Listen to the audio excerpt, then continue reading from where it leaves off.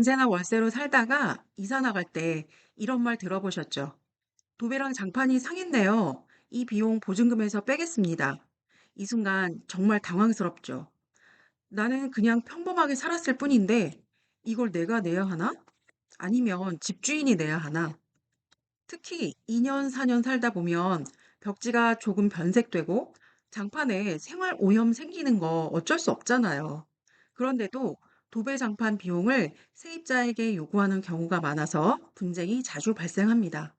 오늘 영상에서는 이사 나갈 때 가장 많이 싸우는 도배와 장판 비용, 누가 부담하는지 법적 기준을 기반으로 쉽게 설명해 드리겠습니다.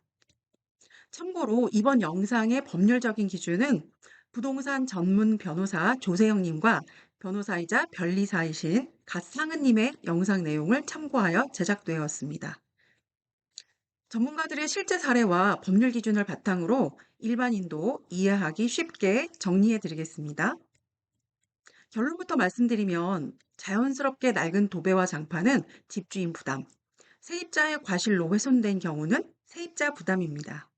하지만 실제 상황에서는 이 기준이 애매하게 느껴지는 경우가 많습니다.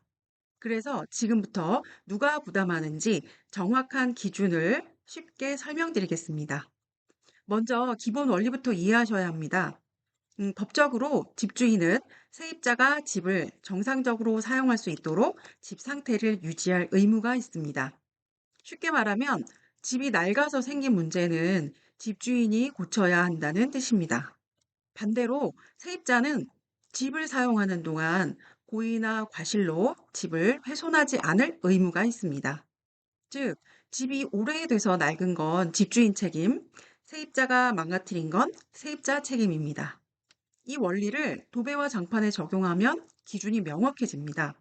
예를 들어 2년에서 4년 정도 거주했다면 벽지가 햇빛 때문에 색이 바랄 수 있고 장판도 생활 오염 생길 수 있죠.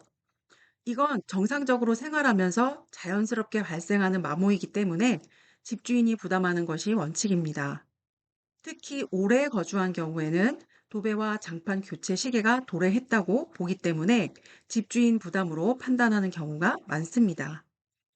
예를 들어 4년 이상 거주했다면 도배와 장판이 일부 낡은 것은 통상적인 마모로 보는 경우가 많습니다. 반대로 이런 경우는 다릅니다. 아이 낙서로 벽지가 심하게 훼손된 경우, 반려동물이 벽이나 장판을 긁은 경우, 장판이 찢어지거나 심한 얼룩이 남은 경우, 이런 경우는 세입자의 과실로 인한 훼손이기 때문에 세입자가 부담하는 것이 맞습니다. 여기에 또 하나 분쟁이 많이 발생하는 상황이 있죠. 벽 한 면만 손상됐는데 집주인이 전체 도배 비용을 요구하는 경우입니다. 이럴 때는 전체 비용을 모두 부담할 필요는 없습니다. 실무에서는 집 사용 기간, 손상 정도, 부분 수리 가능 여부 등을 종합적으로 판단해서 손상된 부분에 대한 일부 비용만 세입자가 부담하도록 하는 경우가 많습니다. 즉, 부분 훼손이면 부분 부담이 원칙입니다. 예를 들어 벽 한 면만 낙서가 있다면 전체 도배 비용이 아니라 해당 부분 비용만 부담하는 것이 일반적입니다. 또 하나 중요한 부분이 있는데요. 바로 임대차 계약서 특약입니다. 계약서에 폐거시 도배장판은 세입자 부담. 자, 이렇게 구체적으로 적혀 있다면 세입자가 부담해야 할 수도 있습니다. 하지만 모든 수리는 세입자 부담. 이처럼 포괄적으로 적혀 있는 경우에는 이 특약이 인정되지 않는 경우도 많습니다. 법원에서도 집 구조와 관련된 기본적인 수선은 집주인이 부담해야 한다는 원칙을 유지하고 있기 때문입니다. 자, 정리해 드리겠습니다.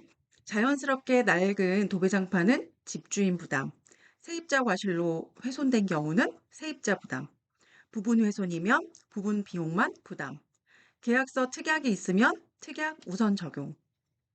이 네 가지 기준만 기억하신다면 도배와 장판 비용 분쟁은 대부분 해결됩니다. 마지막으로 분쟁을 줄이는 가장 좋은 방법을 알려드리겠습니다. 이사 들어올 때, 그리고 나갈 때, 도배와 장판 상태를 사진이나 영상으로 남겨두세요. 이 기록이 있으면 나중에 책임 소재를 명확하게 판단할 수 있습니다. 전세나 월세 계약 종료 시에 도배와 장판 비용 문제로 불필요한 분쟁이 생기지 않도록 오늘 기준 꼭 기억해 두시기 바랍니다.